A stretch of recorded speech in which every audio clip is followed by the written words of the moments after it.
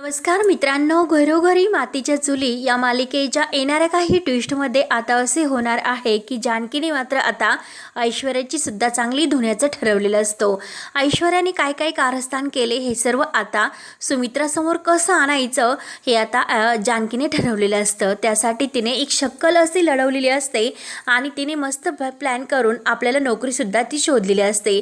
ऋषिकेश मात्र आता जानकीला ही काही नोकरी करून द्यायला तयार नसतो, परंतु जानकी म्हणत असते की नाही ऋषिकेश म्हणत असतो की जानकी आता ह्या सयाजी पाटील आणि ह्या ऐश्वर्याला तर मी चांगला धडा शिकवणार। सयाजी पाटलांची तर आता मी चांगली जिरवली, कारण सयाजी पाटलांना आता ऋषिकेशने चांगलीच धुलाई केलेली असते।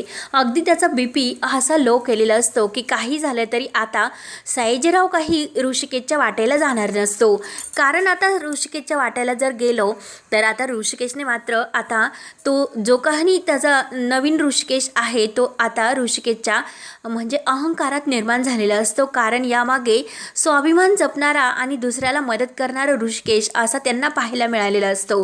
परंतु यावेळेस मात्र आता सयाजीरावाला ऋषिकेशचे रुद्ररूप आता पाहायला मिळालेले असते।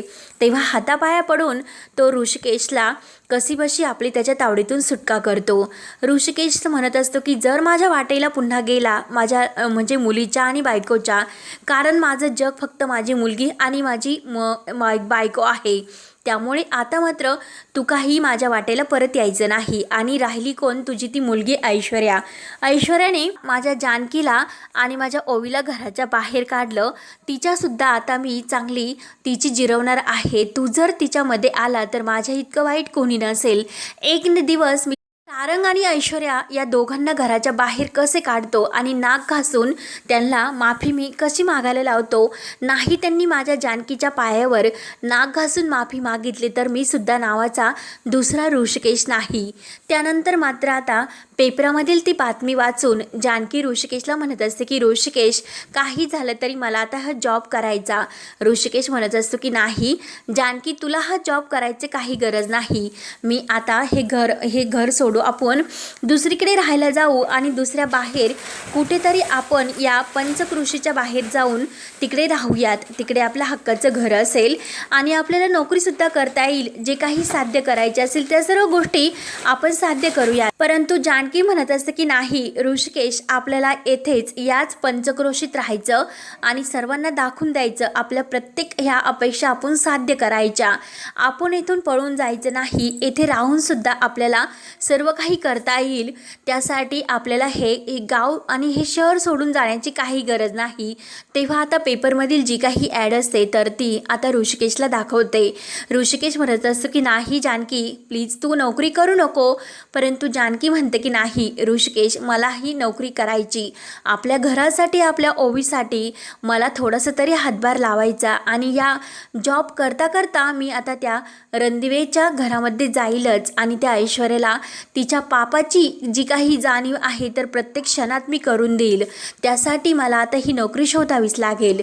तेव्हा ऋषिकेश म्हणत असतो की जानकी, जे काही करायचे अगदी ते हुशार बुद्धीने कर, कारण त्या सयाजीराव आता काही आपल्या वाटेवर येऊ शकत नाही आणि जरी तो आपल्याला नडला तर तो आता आपल्या आयुष्यातून कायमचा उठेल हे मात्र आता नक्की, कारण त्याला इतकं धमकावलेलं आहे तो काही आता माझ्या वाटेत पुन्हा नाही येऊ शकत। तेव्हा मात्र आता इकडे ऐश्वर्या आणि सारंगला आपल्या तालावर नाचण्याचा प्रयत्न करत असते, परंतु आज मात्र सारंगने दाखवून दिलेलं असतं की आपल्याला ऐश्वर्याची किती काळजी आहे। ऐश्वर्याची बाजू घेऊन तो घरच्यांशी पूर्णपणे भांडतो।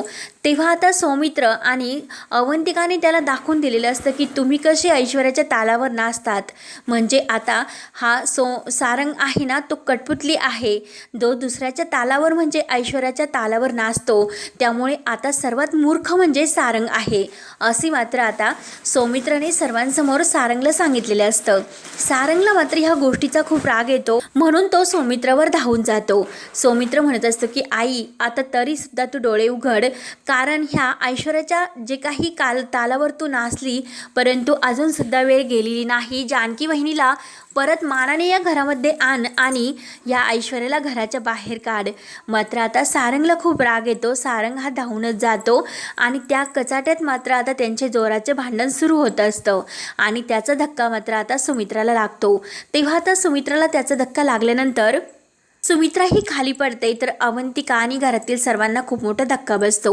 अवंतिका धावत जाते, सुमित्राला धरते आणि आई आई तर तेवढ्यात आई बेशुद्ध पडतात। त्यामुळे आता मात्र सुमित्रा बेशुद्ध झालेली आहे हे बघून मात्र आता घरातील सर्वांना खूप मोठा धक्का बसतो।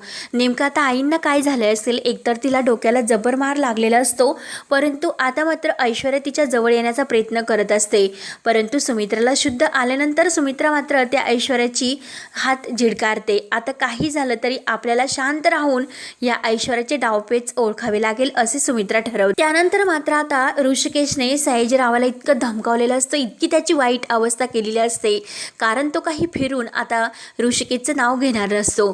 घरी आल्यानंतर मात्र आता त्याला पूर्णपणे अशी पळताभुई झालेली असते, अगदी त्याचा बीपी लो झालेला असतो। तेव्हा मात्र तो घाबरतच ऐश्वर्याला कॉल करतो।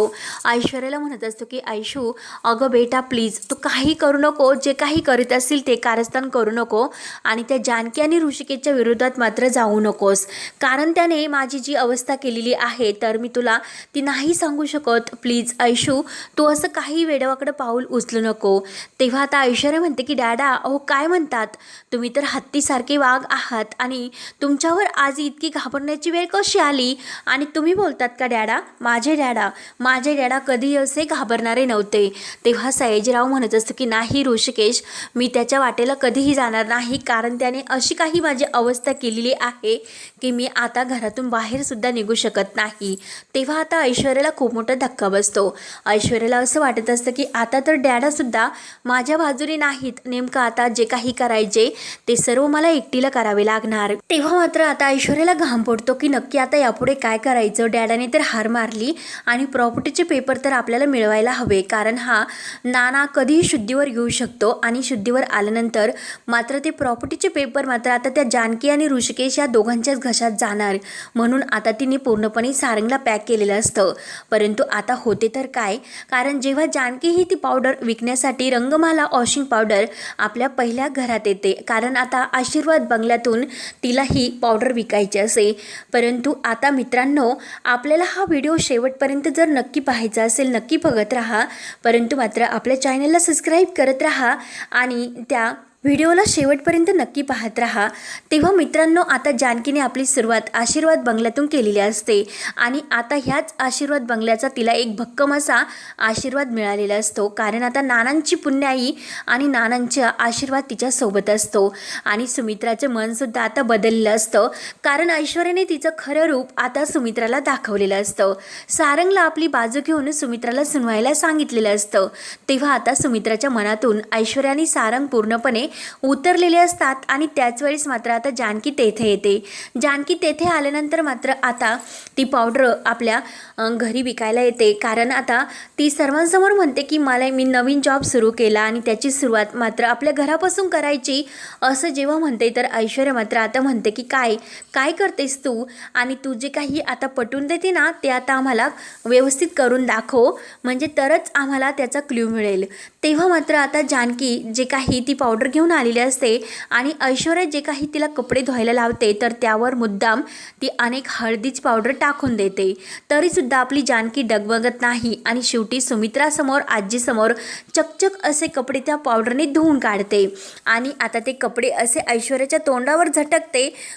पण त्या ऐश्वर्याला तोंडा मारत म्हणत असते की आता मात्र या घरात या कपड्यावरची घाण तर मी तुला काढून दाखवली, परंतु आता मात्र जी या घरामध्ये घाण आणि जी काही गैरसमजाचे ही वणवा पसरलेलं आहे तो मात्र आता लवकरच मी दूर करेल आणि तरच या घरामध्ये पाऊल ठेवेल। या घरातल्या घाणीला बाहेर काढण्यासाठी मी आता नक्की काहीतरी करेल, कारण आईंच्या मनातील घाणसुद्धा मला काढावी लागेल, आईंचं मनसुद्धा मला स्वच्छ करावे लागेल, तरच आता हे रणदिव्यांचं घर स्वच्छ होऊ शकतं। तेव्हा आता जानकीने पूर्णपणे आता पण घेतलेला असतो की काही झालं तरी आता मात्र हार मानायची नाही, ऋषिकेशला साथ देऊन मात्र आता पूर्णपणे काही या रणदिव्यांच्या घरामध्ये पाऊलच ठेवायचं। परंतु आता मात्र जानकीला या घरामध्ये लवकरच यायचं असतं, परंतु ऋषिकेश मात्र काही तयार नसतो। परंतु आता हळूहळू जानकी ऋषिकेशच्या मनात आणि सारंग सुमित्राच्या मनामध्ये सुद्धा आता जे गैरसमजाचे वादळ निर्माण झालेले असते जानकी ते दूर करणार असते, परंतु एक दिवस मात्र आता की परत ती पावडर विकण्यासाठी आपल्या आशीर्वाद बंगल्यामध्ये येते, परंतु ऐश्वर्या मात्र आता तिच्या डॅडाकडे आणि कंपनीकडे सारंगला घेऊन गेलेली असते आणि ती डॅडाकडे गेलेली असते आणि कंपनीत मात्र तिने सारंगला सोडलेलं असतं. आणि या संधीचा फायदा घेऊन मात्र आता जानकी तेथे येते. सौमित्रा आणि अवंतिका तिला घाईने बोलावून घेतात, कारण आता मागच्या वेळेस नानांना नेमकं काय सांगायचं होतं त्याचं उलगडा मात्र आता अर्धवट राहिला. त्यामुळे आता मात्र जानकी पुन्हा नानाकडे येते आणि नाना ही जानकीला म्हणत असतात की जानकी, अगं ऋषिकेश कुठे आहे? नानांना व्यवस्थित थोडं आता तब्येतीत सुधारणा होऊन बोलता यायला लागलेलं असतं. तेव्हा मात्र आता जेव्हा नाना तिला सांगतात की अगं जे ऋषिकेशच्या हातात पार्वतीचं आशीर्वाद म्हणून कड आहे ना, अगं त्या कड्यामध्ये या घराच्या प्रॉपर्टीचे अगदी रहस्य दडलेले आहे. जानकी म्हणते की काय नाना, काय सांगतात तुम्ही? अगदी नेमकं तुम्हाला काय म्हणायचं? नाना, अहो तुम्ही तर प्रॉपर्टीचे सर्व व्हील तर तयार करून ठेवले होते. ऐश्वर्याने आणि त्या शहाणे वकिलांनी घरी सर्वांना येऊन हे सर्व सांगितले.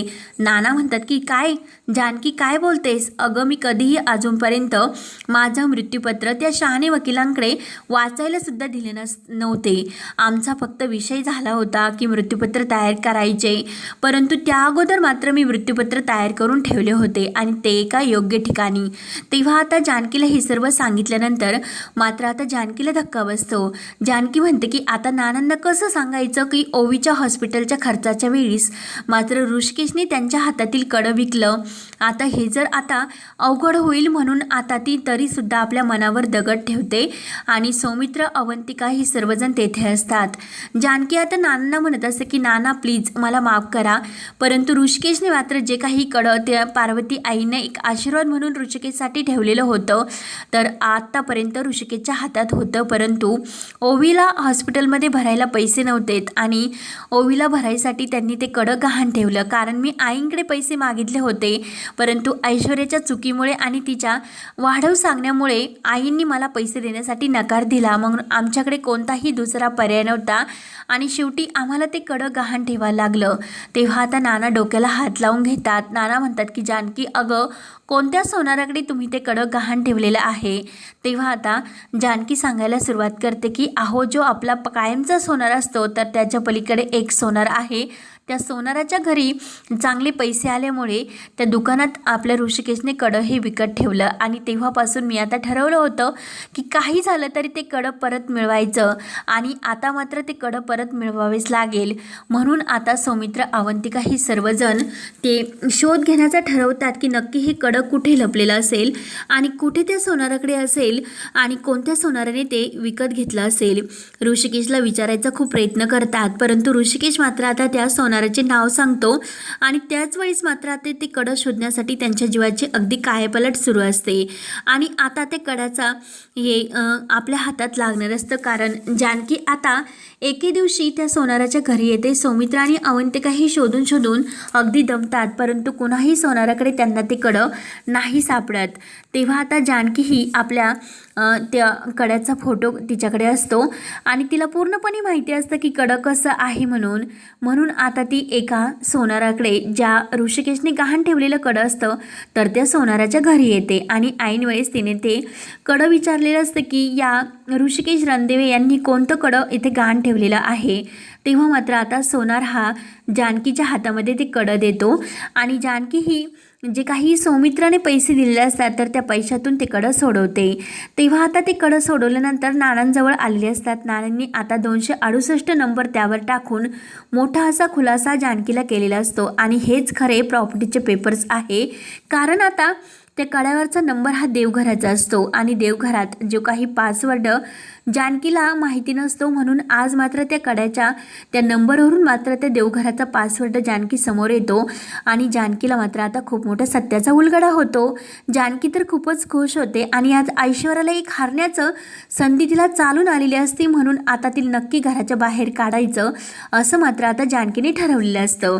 तेव्हा आता नानांच्या या चलाक स्वभावामुळे म्हणजे प्रॉपर्टीचे जे काही पेपर्स आहे, नानांनी हे आपली अशी अवस्था होण्याअगोदर सर्व काही तयार करून ठेवले होते आणि ते पण योग्य ठिकाणी आणि योग्य व्यक्तीकडेच ते जायला हवे, म्हणून नानांचा पूर्णपणे आत्तापर्यंतचा प्रयत्न असतो आणि शेवटी ते सर्व आपल्या जानकी आणि ऋषिकेशला मिळते आणि ऐश्वर्याचा खूपच जळफाट होतो। तेव्हा आता पुढे काय काय होत राहणार हे पाहण्यासाठी आपल्या चॅनलला नक्की सबस्क्राईब करत राहा। धन्यवाद।